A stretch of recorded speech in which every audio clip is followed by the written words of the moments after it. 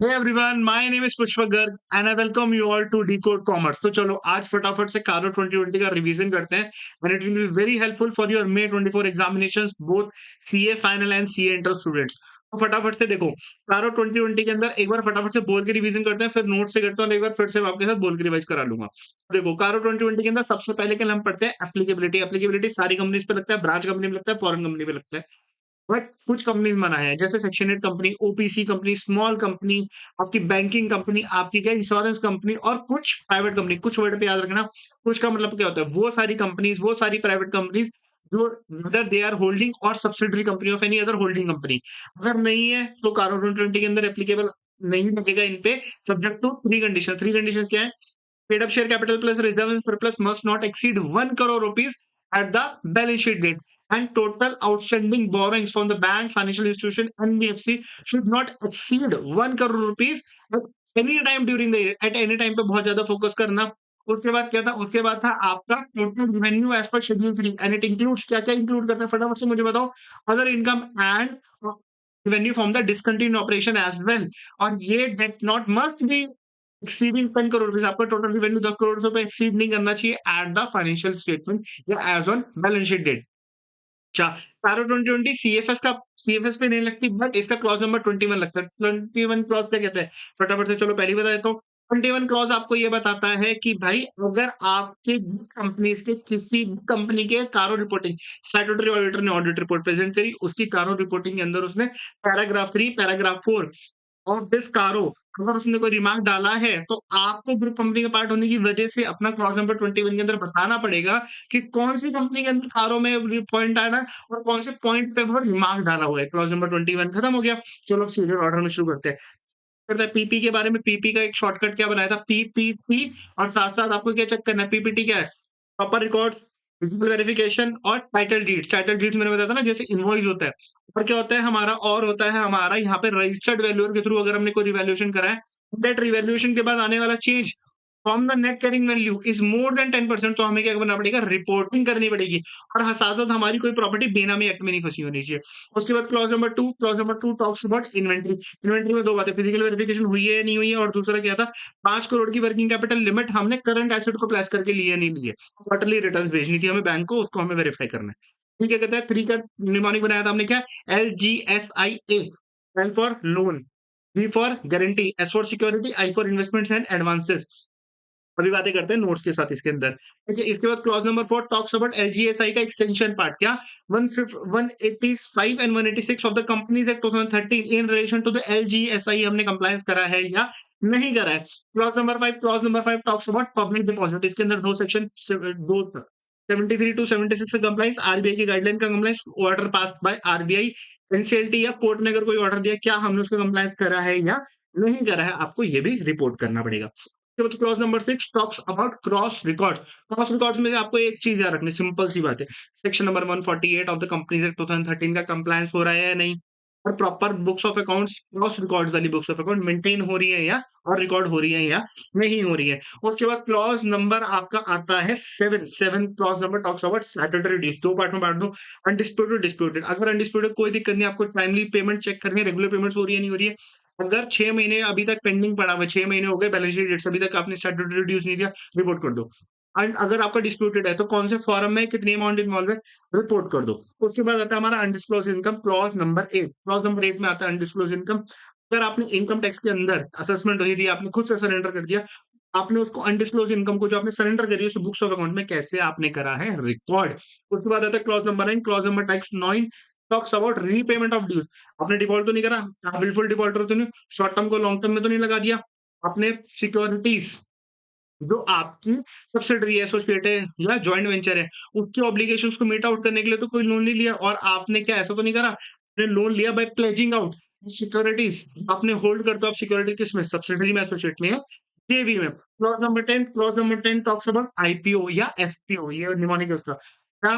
दो पार्ट में बांट दूं, दो पार्ट में। एक पार्ट आपका ये कहता है कि अगर आप पब्लिक कंपनी और आपने आईपीओ और एफपीओ के थ्रू पैसा रेज करा, अपने इन्वेस्टमेंट से पैसा लिया है, तो उस पर्पस में लगाओ ना जिस पर्पस के लिए लिया है। अगर किसी और पर्पस में ले गए तो रिपोर्टिंग करनी है। पहले किसी और पर्पस में लगा दिया, अब आप रेक्टिफिकेशन करना चाहते हो, रेक्टिफिकेशन की भी रिपोर्टिंग करनी है। और दूसरा पार्ट क्या था? Private placement. अगर आप प्राइवेट कंपनी हो, प्राइवेट प्लेसमेंट के थ्रू आप क्या करते हो? पैसा ऑब्टेन करा आपने मार्केट से, अपने शेयर्स के बदले में आपने पैसा लिया, तो उसको पर्पस में लगाओ, सेम बातें करनी है। तो अब हमारे यहाँ पे खत्म हो गए, क्लॉज़ नंबर 10 तक हमारे खत्म हो गए, ठीक है। बात करते हैं नेक्स्ट 11 क्लॉज़ेस के बारे में। Clause number 11 talks about fraud. Fraud में हमें बात करनी है 3, फ्रॉड कंपनी पे हुआ है, कंपनी ने किया। अगर आपको रिपोर्ट हुआ, नोटिस में आया तो बताओ। एडीटी 4 भरा नहीं भरा, सीजी को आपने as per section 143 subsection 12 of the companies act 2013 and rule 13 में जो बातें लिखी है उसके अकॉर्डिंग। फिर व्हिसल ब्लोअर मैकेनिज्म है, अच्छा है तो बताओ व्हिसल ब्लोअर ने कंप्लेन करी थी, उसको आपने कैसे कंसीडर करा? ये भी आपको रिपोर्टिंग करनी है। तो क्लॉज़ नंबर 11 खत्म, क्लॉज़ नंबर 12 निधि कंपनी। निधि कंपनी में फिर से 3 बातें। पहला क्या? 1:20, 1 नेट ऑन फंड्स हमारा पैसा, 20 डिपॉजिटर्स का पैसा, ये रेशियो मेंटेन होना चाहिए। फिर आता है 10% वर्किंग कैपिटल की 10% आपकी अनइंकम्बर्ड डिपॉजिट, टर्म डिपॉजिट की लिमिट मेंटेन करो। तीसरा पॉइंट ये कहता है इसका क्लॉज़ नंबर 12 का, ये कहता है कि भाई डिपॉजिटर से पैसों को ले लिया, आप टाइमली उनको डिपॉजिट को प्रीपे कर रहे हो या नहीं कर रहे हो, ये बता दो मुझको। चलो, clause number 13 talks about related party transaction. इसमें आता है section number 177 and section number 188 of the companies act 2013 का आप कंप्लायंस कर रहे हो या नहीं कर रहे हो। Clause number 14 talks about internal audit system. इसमें एक वर्ड मोस्ट इम्पोर्टेंट मैंने बोला था, क्या बोला था? फटाफट से मुझे कमेंट सेक्शन में बताओ। अच्छा, इंटरनल ऑडिट सिस्टम में क्या करना था हमें? Internal audit system must be commensurate, मैं ही बता देता हूँ, आप क्या बताओगे? अगर कमेंट नहीं करा है ना, तो जाके पहले कमेंट करो। ठीक है? Must be commensurate with the nature and size of the business. Internal auditor report जो प्रेजेंट करती है इंटरनल ऑडिटर ने, उसको कैसे स्टैट्यूटरी ऑडिटर ने कोई वैल्यू दी, उसको पढ़ा, उसको समझा, उसमें कोई रिमार्क थे, उसको नोटिस करा, एक्नॉलेज करा या नहीं करा। उसके बाद क्लॉज नंबर हमारा आता है 16। Clause number 16 talks of clause number 15, clause number 15 talks about non cash transaction with the director. इसमें सिंपल सी बात है, क्या सेक्शन नंबर 192 को कंप्लायंस कर रहे हो या नहीं कर रहे हो। इसमें आज डिटेल क्वेश्चन भी मैं आपके साथ क्वेश्चन वाली वीडियो में डाल दूंगा। इसके बाद आता है clause number 16। Clause number 16 talks about NBFC. NBFC की 4 बातें हमें पढ़नी है। एनबीएफसी की 4 बातें क्या थी? एनबीएफसी की 4 बातें थी हमारी। एनबीएफसी की 4 बातें क्या हैं? एनबीएफसी की 4 बातें। पहली चीज़, सर्टिफिकेट ऑफ रजिस्ट्रेशन लेने के लिए जो प्रिस्क्राइब्ड कंडीशन थी वो फुलफिल कर रही है, सीओआर लिया है या नहीं लिया। सीओआर क्या अभी भी हम लायबल हैं लेने के लिए? नहीं है। अगर हम सीआईसी कंपनी है, तो सीआईसी कंपनी जब हम बने थे, कंडीशन मीट कर रहे थे, क्या हम आज भी कर रहे हैं? और अगर तब हम एग्ज़ाम्प्ट थे, तो क्या आज भी हम एग्ज़ाम्प्ट वाली कंडीशन मीट आउट कर रहे हैं या नहीं कर रहे? और अगर हमें ग्रुप का पार्ट है और एक से ज़्यादा उस ग्रुप के अंदर ज़्यादा सीआईसी हैं, तो हमें बतानी पड़ेगी कितनी सीआईसी। सीआईसी क्या होता है? Core investment companies. क्वेश्चन वाली वीडियो में देखना, कोर इन्वेस्टमेंट कंपनी को डिटेल्ड एक क्वेश्चन उसको मैंने कवर कर रखा है। ठीक है? अगर एक ग्रुप के अंदर एक से ज्यादा सीआईसी कंपनीज हो, तो भाई बताओ कितनी सीआईसी कंपनी है। चलो ठीक है। उसके बाद clause number 17। Clause number 17 talks about cash losses. Cash losses में क्या था कि अगर जिस ईयर के लिए आप कारो रिपोर्टिंग कर रहे हो उसके अंदर कैश लॉस है, प्लस उससे इमीडिएटली प्रीसीडिंग फाइनेंशियल ईयर में भी कैश लॉस है, तो भाई रिपोर्ट करना पड़ेगा कि कितना कैश लॉस है, अमाउंट कितना इन्वॉल्व था। उसके बाद क्या था? स्टैट्यूटरी ऑडिटर ने आपने दे दिया रिजिग्नेशन, जिसके बदले में आप आ गए, और इसमें लगता है आपका एसए 510। जाके देखो, पूरी वीडियो डाल रखी है यार। तो 510 लगता है आपका। यहाँ पे क्या है कि स्टैट्यूटरी ऑडिटर जो जा रहा था, उसने क्या अपनी ओपिनियन दी, क्या रिमार्क दिया, क्या एडवर्स कमेंट दिया, उसको आपको क्या करना है? कंसिडर करना है, उस पर रिपोर्टिंग करनी है, सिंपल सी बात है। उसके बाद आपको क्या लगता है? स्टैट्यूटरी ऑडिटर चला गया, now it's talk about going concern. तो गोइंग कंसर्न में आपको देखना है कि भाई आप अपने बोर्ड ऑफ डायरेक्टर की रिपोर्ट पढ़ लो, आप अपने एजिंग शेड्यूल पढ़ लो, आप अपनी रिपोर्ट्स पढ़ लो, आप ये देख लो कि डेटर को हम पैसा कितना देते हैं, डेटर से कितना लेना है, कितना कलेक्ट करना है, टेबल कितना खड़ा है हमारे पास, और as on balance sheet date हमारी जितनी लायबिलिटीज उनको मीट आउट कर सकते हैं। साथ ही साथ बैलेंस शीट डेट के बाद तक 1 साल तक जितनी भी लायबिलिटीज आ रही वाली है, क्या हम उनको पे आउट कर पाएंगे या नहीं कर पाएंगे। इसके बाद clause number 20। Clause number 20 talks about आपका अनस्पेंट अमाउंट जो सीएसआर का है। 2 पार्ट में फिर से बांट दो अनस्पेंट अमाउंट को। क्या बांटना है आपको? पहले पार्ट में बताना है आपको अदर देन ऑनगोइंग प्रोजेक्ट, ये आपका schedule 7 as per second proviso of section 135 clause 6 के बारे में आपको अनस्पेंड अमाउंट वहाँ पे डालना है within the 6 months from the end of balance sheet date. और सेकंड पार्ट आपका ऑनगोइंग प्रोजेक्ट, यहाँ पे आपको first proviso of section number 135 sub section number 5 के अकॉर्डिंग आपको पैसा डालना है। सिंपल सी क्लॉज नंबर 21 मैंने आपको पहले से ही पढ़ा दिया, देखा फटाफट से बोल के। अब देखो भाई, जल्दी जल्दी पढ़ो, इस तरीके से पढ़ो जैसे मैंने आपके साथ डिस्कस करा, ऐसे ही आप किसी और के साथ डिस्कस कर सको। ठीक है, तो चलो अब नोट्स एक बार फटाफट से नोट्स के साथ आप मेरे साथ देखो। आपके साथ मैंने 10 मिनट से कम में आपके साथ मैंने कारो 2020 बोल बोल के एक बार पूरा रिवाइज करा दिया। अब एक बार फटाफट से नोट से करते हैं। चलो जी शुरू करते हैं। तो हम पढ़ रहे हैं कंपनीज ऑडिटर्स रिपोर्ट ऑर्डर 2020। अच्छा, कार्बन 2020 का अगर आपके पास कोई भी क्वेश्चन आता है ना, कोई भी कैसा भी क्वेश्चन आता है, वेदर 4 मार्क्स वेदर 3 मार्क्स, तो याद रखना आपका जो शुरू होना चाहिए ना, शुरू किस तरीके से करोगे? शुरू आप ऐसे ही करोगे, as per the provision of clause number this and this of Companies auditors और report order 2020 and as per section number 143 का subsection 1 of the Companies Act 2013, ये प्रोविजन है। पहले प्रोविजन लिखना, 3 पार्ट में अपने आंसर को आपको डिस्क्राइब करना है। इसका भी मैं बताऊंगा, आने बहुत जल्दी मैं एक वीडियो लेके आऊंगा कि आप पेपर में थ्योरेटिकल क्वेश्चंस के आंसर कैसे प्रेजेंट करोगे, मैं कैसे करता था, कैसे मैं नंबर लाता था, और कैसे आप ला सकते हो, ये भी मैं आपके साथ बहुत जल्दी एक वीडियो में डिस्कस करूंगा। चलो जी, तो पहले एप्लीकेबिलिटी, ये एक एडिशनल रिपोर्टिंग रिक्वायरमेंट है, मैंने आपको बता दी थी कैसे एडिशनल है। ओपिनियन तो आपको एसएस 700 सीरीज के अकॉर्डिंग ही ओपिनियन फ्रेम करने हैं, जहां पे लिखते हैं ना, to the members of the company independent audit report, आपने ओपिनियन फ्रेम करी, बेसिस ऑफ ओपिनियन ये है हमारे, मैनेजमेंट की रिस्पॉन्सिबिलिटी, ऑडिटर की रिस्पॉन्सिबिलिटी, ये सारी बातें। फिर एक अगर आपको आईएफसी लगता है, इंटरनल फाइनेंशियल कंट्रोल वाली चीजें भी लगती है, तो उसका एक कनेक्शन आता है। ऐसी कारो 2020 जिन पे लगेगा ना, उसके लिए उस ऑडिटर को, उस कंपनी के ऑडिटर को अपनी ऑडिट रिपोर्ट के साथ एज अ कनेक्शन, कारो का कनेक्शन देना पड़ेगा। ठीक है जी। तो as given as annexure to the audit report, audit report का एक अनेक्शर होता है। सब कंपनीज पे लगेगा, फॉरेन कंपनी पे भी, उनकी ब्रांच पे भी, मतलब सबकी ब्रांच पे, एक्सेप्ट इस पे, एक्सेप्ट बैंकिंग कंपनी में नहीं लगेगा, सेक्शन 8 कंपनी में नहीं लगेगा, स्मॉल कंपनी में नहीं लगेगा, इंश्योरेंस कंपनी में नहीं लगेगा, ओपीसी पे नहीं लगेगा, और कुछ प्राइवेट कंपनी किन पे, कुछ प्राइवेट कंपनी पे नहीं लगेगा। अब वो प्राइवेट कंपनी कुछ कौन सी है, जो नॉट होल्डिंग और subsidiary company of any other public company, याद रखना पब्लिक कंपनी। अगर बोलता है कि A private company is a holding company of B private company, तो कारो 2020 लगेगा नहीं। सब्जेक्ट टू ये 3 कंडीशन फुलफिल करनी चाहिए, क्या? Paid up share capital plus reserve and surplus 1 crore के अंदर अंदर, boring from bank financial institution NBFC 1 crore के अंदर अंदर, at any time during the year, 1/4/2022 के लिए, अगर सपोज आप कारो रिपोर्टिंग कर रहे हो 1/3/2023 के लिए, 1/4 को क्या बैलेंस था आपका आउटस्टैंडिंग बोरिंग का, 1/4/2022 को आपका बैलेंस था 60 लाख रुपए, फॉर एग्जाम्पल मान लो।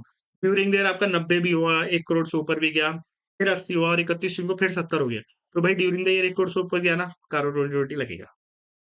टोटल बोर revenue as per schedule 3 that includes other income भी इंक्लूड करता है, और क्या बोला था मैंने आपको, इनकम फ्रॉम डिसकंटिन्यूड ऑपरेशन भी इसमें इंक्लूड करता है, आपका 10 करोड़ की लिमिट के अंदर होना चाहिए। ठीक है जी। Clause number 1 talks about PP. PP में क्या, proper record, PPT, proper record, physical verification आपको कर रखा है नहीं कर रखा है, डिस्क्रिपेंसी तो बुक्स ऑफ अकाउंट में डेल्ट कराओ। प्रॉपर रिकॉर्ड आपको मेंटेन करना है, पीपी के लिए भी और इंटेंजिबल एसेट्स के लिए भी।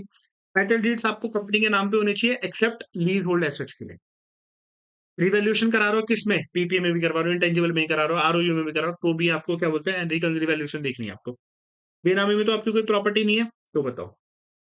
Clause number 2 inventory. इन्वेंट्री में क्या है, देखो यहाँ पे ना 10% वाली लिमिट, यहाँ पे रिवैल्यूएशन के लिए, यहाँ पे डिस्क्रिपेंसीज के लिए। मैनेजमेंट का जो management physical verification regular intervals में कर रही है या नहीं कर रही है, और जो मैनेजमेंट का प्रोसीजर वो एप्रोप्रिएट है या नहीं है, आपको ये भी चेक करना है। As per S 501 detail video नहीं देखी तो मैंने डाली हुई है प्लेलिस्ट में, देखो, और डिटेल वीडियो पे जाके पहले देख के आओ बुक्स ऑफ अकाउंट में कैसे डेल्ट कर रहे हैं। और आप अगर अपनी करंट एसेट्स जिसका इन्वेंटरी पार्ट होता है उसको प्लेज करके आपने वर्किंग कैपिटल ली है, और आपकी वर्किंग कैपिटल लिमिट सेक्शन है 5 करोड़ से ऊपर एग्रीगेट वैल्यू, भाई आपको रिपोर्टिंग करनी पड़ेगी। और ये भी बताना पड़ेगा कि जो क्वार्टरली रिटर्न्स आप वर्किंग कैपिटल लिमिट बनाए रखने के लिए बैंक को भेज रहे हो ना, वो आपकी फाइनेंशियल स्टेटमेंट से कंसिस्टेंट है या नहीं है। Clause number 3 एलजीएसआई। एलजीएसआई किसको दे रखा है आपने, एलजीएसआई किसको कर रखा है, कंपनी को, फर्म को, एलएलपी को, या किसी भी पार्टी को। तो सबसे पहले टोटल एलजीएसआई में से बताओ कि सब्सिडरी एसोसिएट जेवी को कितना दिया, और अदर देन सब्सिडरी एसोसिएट जेवी को कितना दिया। Clause number A. Clause number B, उसके terms and condition prejudicial to the interest of company तो नहीं है। फिर रीपेमेंट का शेड्यूल प्रॉपर है नहीं, प्रिंसिपल का और इंटरेस्ट का, और क्या रेगुलर टाइम पे हमें रीपेमेंट्स मिल रही है नहीं मिल रही है। अगर अब फिर क्लॉज नंबर डी क्या कहता है, पॉइंट पॉइंट नंबर डी ये कहता है कि अगर आपकी किसी रीपेमेंट रीपेमेंट के अंदर आपका क्या हुआ, रीपेमेंट में आपका 90 दिन से ओवरड्यू हो गया, तो भाई उस पे आपको क्या करनी पड़ेगी, रिपोर्टिंग करनी पड़ेगी, और कैसे मैनेजमेंट रीजनेबल स्टेप्स ले रही है उस रीपेमेंट को वापस लाने के लिए, पैसा वापस लाने के लिए। विजय माल्या थोड़ी बनाना है हमें यहाँ पे। ठीक है। फिर आपने लोन्स एंड एडवांसेस दे रखे किसको, आपने दे रखे एग्जिस्टिंग वाले बंदों को ही ना, फ्रेश लोन एंड एडवांसेस दे रखे, ताकि वो क्या अगर रिन्यू कर दे, एक्सटेंड कर दे, या अपने फ्रेश लोन से अपने पुराने लोन को राइट ऑफ करवा दें। खत्म करवा दें। तो इसका परसेंटेज बताओ, टोटल उनका ऐसा वाला लोन कितना पार्ट है, परसेंटेज में भी बताओ और अमाउंट में भी बताओ।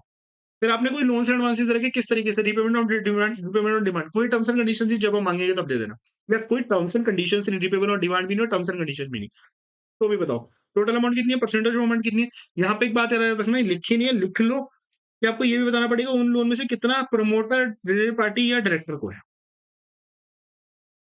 ठीक है, चलो क्लॉज नंबर 4, 185 186 की कंप्लायंस कर रहे हो या आप नहीं कर रहे हो। Clause number 5 talks about public deposit. Public deposit में आपको क्या याद रखना, पब्लिक डिपॉजिट में आपको याद रखना है तीन बातें।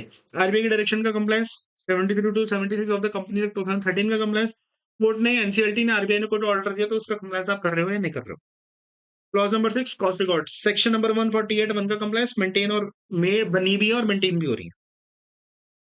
Statutory dues, clause number 7 talks about undisputed dispute, undisputed में रेगुलर पेमेंट्स कर रहे हो नहीं कर रहे हो, 6 महीने from the balance sheet date तक भी अभी तक पेंडिंग नहीं, भाई पे करो, नहीं करोगे हम रिपोर्ट कर देंगे।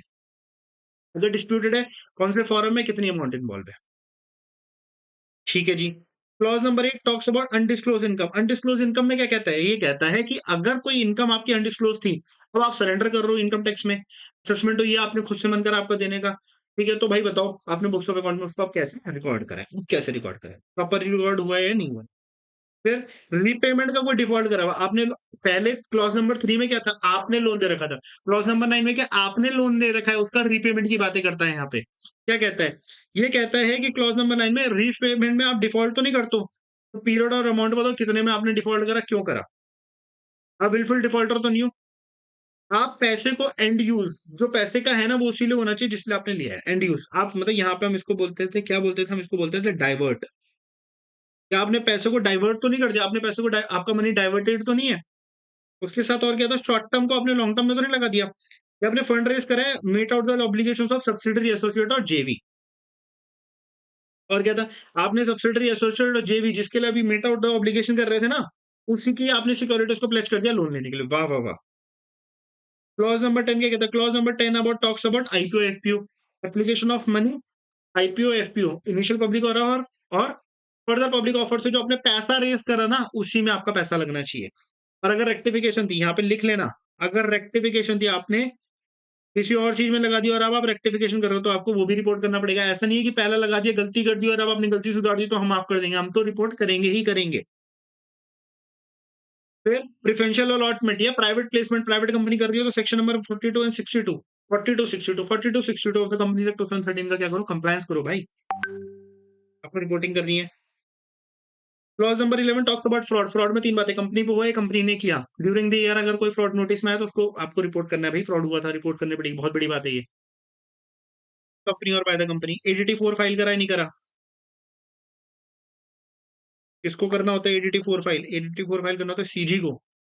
फिर विसल ब्लोअर की जो बातें थी, विसल ब्लोअर चिल्ला रहा है बेचारा, उसकी बातें नहीं सुन रहे, ऐसा थोड़ी होगा, विसल ब्लोअर चिल्ला रहा है उसकी बातें सुनो, उसको रिपोर्ट भी करो कि कौन विसल ब्लोअर था, क्या बताया उसने। फिर निधि कंपनी, 1:20 का रेशियो मेंटेन करो, नेट ऑन फंड, हमारा पैसा 1 होना चाहिए और सामने वाले का पैसा कितना होना चाहिए, 20 होना चाहिए, वाह क्या बात है। 10% लिमिट मेंटेन करो, एटलीस्ट 10% मेंटेन करो अनइंकम्बर्ड टर्म डिपॉजिट की। और अगर any default in repayment of, आपने कोई रीपेमेंट में डिफॉल्ट कर दिया, अपने डिपॉजिटर का कोई रीपेमेंट ऑफ प्रिंसिपल कर दिया या पेमेंट ऑफ इंटरेस्ट में आपने कोई डिफॉल्ट कर दिया तो रिपोर्ट करनी पड़ेगी भैया। रिलेटेड पार्टी में सिंपल सिंपल 177 और 188 का कंप्लायंस करो। अच्छा, याद रखना यहाँ पे एस से 550 भी लग जाता है, उसकी बातें भी आप लिख के आना याद से पेपर के अंदर अगर इसका क्वेश्चन आता है तो। ऐसा नहीं है कि 4 नंबर का क्वेश्चन आ गया रिलेटेड पार्टी के ऊपर, आपने क्लॉज नंबर, आपने 13 का यूज करा और आप 2 लाइन में लिख के आ गए, 5 में से 1 रुपया भी नहीं मिलेगा, एक मार्क्स भी नहीं मिलेगा, ऐसा नहीं होगा, ठीक है। 550 की बातें भी लिख के आनी पड़ेंगी, ठीक है। और इंडिया 24 की भी बातें लिख देना थोड़ी सी। उसके बाद क्या था, उसके बाद clause number 614, clause number 14 talks about internal system, यहाँ पे वर्ड इंपॉर्टेंट है कमेंसुरेट, इस पे लगा लो स्टार। अगर ये वर्ड नहीं लिखा पेपर में नंबर नहीं देगा एग्जामिनर आपको, तो commensurate, internal system must be commensurate with the nature and size of the business. और इंटरनल ऑडिटर बेचारा चिल्ला रहा है तो स्टैट्यूटरी ऑडिटर उसकी बात सुन रहा है नहीं सुन रहा है ये भी लिख के आना। फिर clause number 15 talks about non cash transaction with the director, इसमें सिंपल सिंपल 192 एक सेक्शन है बस, 92 192 ऑफ द कंपनी से 2013 का कंप्लायंस हो रहा है या नहीं हो रहा है। क्लॉज नंबर 16 एनबीएफसी, एनबीएफसी में क्या रजिस्ट्रेशन विद आरबीआई, आप का कंप्लायंस करके आपने रजिस्ट्रेशन ले रखा है या नहीं ले रखा है। फिर वैलिड सर्टिफिकेट ऑफ रजिस्ट्रेशन आपके पास है। ऐसा तो नहीं है कि जब आपने सर्टिफिकेट ऑफ रजिस्ट्रेशन लिया था, तब तो कंडीशन फुलफिल कर रहे थे, अब नहीं कर रहे हो। फिर सीआईसी में, सीआईसी का जब सर्टिफिकेट ऑफ सीआईसी आप बने थे, तब जो कंडीशन फुलफिल कर रहे थे, क्या आज भी कर रहे हो? या तब एग्ज़ाम्प्ट थे, तो क्या आज भी एग्ज़ाम्प्ट हो? और अगर एक ग्रुप के अंदर एक से ज़्यादा सीआईसी, तो बताओ कितनी सीआईसी है भैया? Clause number 17 talks about cash losses. अगर जिस ईयर की आप कार्गो रिपोर्टिंग करो, उसमें कैश लॉस है और इमीडिएटली प्रीसीडिंग ईयर में कैश लॉस है, तो भाई रिपोर्ट करो। अमाउंट भी बताओ। Clause number 18 resignation of statutory auditor. अगर आपका स्टैट्यूटरी ऑडिटर छोड़ के चला गया, वो कह रहे नहीं भैया नहीं, मैं तो ऑडिट नहीं कर रहा हूँ, मैं जा रहा हूँ। तो आप पे यहाँ पे लिख के आना, आप भूल मत जाना। छोटा-सा पॉइंट है, ऐसा नहीं है कि 5 नंबर का क्वेश्चन है और आप 1 लाइन लिख के आ गए। आपको लिख के आना है 510 की बातें। ओपनिंग बैलेंसेस की बातें करता था। साथ ही साथ एक एसए और आता है 710, उसकी बातें भी लिख के आना। Issues, objections, concern raised by the outgoing auditor. उसने क्या इश्यूज रेज़ करे थे, वो बताना है। गोइंग कंसर्न में ओपिनियन क्या है कि कोई मटेरियल अनसर्टेनिटी होनी चाहिए regarding the payment of liabilities in 1 year. Balance sheet date पे भी plus 1 year from the balance sheet date. अगर कोई लायबिलिटीज है, क्या हम उनको भी मीट आउट कर पाएंगे, नहीं कर पाएंगे? ऐसा नहीं होना चाहिए कि लायबिलिटीज तो 100 है और हमारे पास एसेट केवल 40 रुपए के हैं, तो 60 रुपए कैसे पे करेंगे? गोइंग कंसर्न का खतरा है। बुक्स गोइंग कंसर्न के अकॉर्डिंग बननी नहीं चाहिए, रियलाइजेशन मेथड लगना चाहिए, लिक्विडेशन लगना चाहिए, हमें इस पे रिपोर्टिंग करनी है। क्लॉज नंबर 20 सीएसआर अनस्पेंट अमाउंट क्या कहता है? सिंपल सी बात है। ये कहता है कि अगर on other than ongoing project है, तो सेकंड प्रोवाइज़ो यहाँ पे लिख लेना। सेकंड प्रोवाइज़ो ऑफ सेक्शन 135 सबसेक्शन 5, 6 महीने के अंदर शेड्यूल 7 के अंदर पैसा डालो। और अगर ऑनगोइंग प्रोजेक्ट है, तो ट्रांसफर करो special account as per section 135 subsection 6 का फर्स्ट प्रोवाइज़ो। फिर क्लॉज़ नंबर आपका आता है 21, clause number 21 adverse remark by in CARO of a group company के किसी भी कंपनी की कारो रिपोर्टिंग के अंदर एडवर्स रिमार्क आ गया, तो आपको बताना पड़ेगा being a part of a group company. आपको अपने क्लॉज़ नंबर 21 कारो के अंदर डालना पड़ेगा कि कौन-सी कंपनी और कौन से पैरा के अंदर वो रिमार्क डाला हुआ है। चलो ठीक है, देखा फटाफट में 20 मिनट्स में मैंने आपके साथ कारो 20 एक बार बोल भी दिया, एक बार नोट्स भी पढ़ा दिया। अच्छा, आप सोच रहे होंगे अरे सर ये तो बहुत छोटा-छोटा लिखा है। इसके लिए मैंने पूरी वीडियो बनाई है ना, देखो पूरे नोट्स कवर कर रखे हैं, पूरी वीडियो बना रखी है। डिस्क्रिप्शन बॉक्स में पूरी वीडियो डाल दूँगा, पूरी वीडियो के लिंक्स डाल दूँगा। ऑलरेडी मैं इस जब ये रिविज़नरी वीडियो आपके पास यूट्यूब चैनल पे लाइव होएगी, उससे पहले आपको मिल जाएँगी, क्या बोलते हैं, 3 पार्ट के अंदर मैंने कारो 2020 पूरा निपटा रखा है। पहले पार्ट के अंदर एप्लीकेबिलिटी बता रखी है, दूसरे पार्ट के अंदर मैंने क्या बता रखा है, दूसरे पार्ट के अंदर क्लॉज़ नंबर 1 से लेकर 10 तक डिस्कस करे हुए हैं और तीसरे पार्ट के अंदर मैंने क्लॉज़ नंबर आपके 11 से लेकर 21 तक डिस्कस करे हुए हैं। अच्छा, अभी आपके पेपर अगर मई 24 के बाद होने वाले हैं, तो आपके बहुत टाइम है। आप कारो 2020 पहले फुल फ्लेजेड देखो और फिर पेपर के टाइम पे इसे रिवाइज़ करो। एंड आई बिलीव आपको कारो 2020 में पूरे मार्क्स आ जाएँगे। आपका 5 मार्क का क्वेश्चन है तो 4 नंबर तो कहीं नहीं गए, ये मेरा एश्योरेंस है आपको। ऑलरेडी पढ़ा रहा हूँ, इतनी एश्योरेंस तो दे सकता हूँ ना। ठीक है। सो क्वेश्चन्स देखो, क्वेश्चन्स भी मैंने आपके साथ नोट्स के अंदर ही मैंने डाले हैं। टेलीग्राम चैनल में आपको इसका नोट्स भी मिल जाएँगे। डिस्क्रिप्शन टेलीग्राम चैनल का डिस्क्रिप्शन बॉक्स में मैं डाल दूँगा लिंक। ठीक है। तो देखो, आपको क्वेश्चन्स भी मैंने आपके साथ कर रखे हैं। 3 क्वेश्चन है। 3 क्वेश्चन आपके पास्ट ईयर से ले रखे हैं, जो क्वेश्चन हमने अंदर डिस्कस नहीं की क्या होती है, उसके बारे में कभी एक बार एक क्वेश्चन पूछ लिया था। ऐसे सेक्शन नंबर 192 के बारे में, एक अनडिस्क्लोज्ड इनकम के बारे में क्वेश्चन पूछे हुए 3 और पास्ट ईयर जितने भी क्वेश्चन आईसीआई के हैं, वो सारे कवर कर रखे हैं। आंसर्स मैंने इस वजह से नहीं लिखे रहे क्योंकि आपके कहीं न कहीं कवर हो जाएँगे। देखो, इनके ना आंसर्स नहीं दे रखे हैं। एप्लीकेबिलिटी पे 8 क्वेश्चन है, प्लस आपका 14 क्वेश्चन किस पे है? आपके क्लॉजेस के 3-4 क्लॉजेस अगर मैं आपको हाइलाइट करके दूँ, आपके 4 क्लॉजेस हमेशा रहने वाले हैं। इन्वेंटरी वाला, पीपी वाला, clause number 1, clause number 2, clause number 3, आपका एलजीएसआई वाला, clause number 9 repayment of dues वाला, आपका स्टैट्यूटरी ड्यूज़ वाला, क्लॉज़ नंबर 7 आपका हमेशा इंपॉर्टेंट रहने वाला है, या क्लॉज़ नंबर 16 आपका एनबीएफसी वाला, हमेशा, हमेशा इंपॉर्टेंट रहेगा। ठीक है? तो मिलते हैं नेक्स्ट क्लास में। आई होप आपको वीडियो में जो मैं पढ़ा रहा हूँ, आपको समझ में आ रहा होगा। अगर आपको कोई भी डाउट हो, तो आप कमेंट सेक्शन में मुझसे पूछ सकते हैं। एंड आई मेक श्योर कि मैं आपके डाउट को जल्दी से जल्दी रिज़ॉल्व कर दूँगा। साथ ही साथ अगर आप चाहते हो कि किसी और टॉपिक पे जो आपको लगता है पेपर में आपको लगता है कि भाई इस टॉपिक से तो अभी डर है हमें, और आप चाहते हो कि मैं उस पे वीडियो बनाऊँ, तो मैं बहुत जल्दी आपके लिए उस चीज़ पे भी वीडियो लेके आ जाऊँगा। तो मिलते हैं, टिल देन गुड बाय, मिलते हैं नेक्स्ट क्लास के अंदर। Bye bye. और हाँ, एक चीज़ बताना भूल गया, क्वेश्चन्स के लिए एक नेक्स्ट वीडियो आ जाएगी, बहुत जल्दी अपलोड कर दूँगा।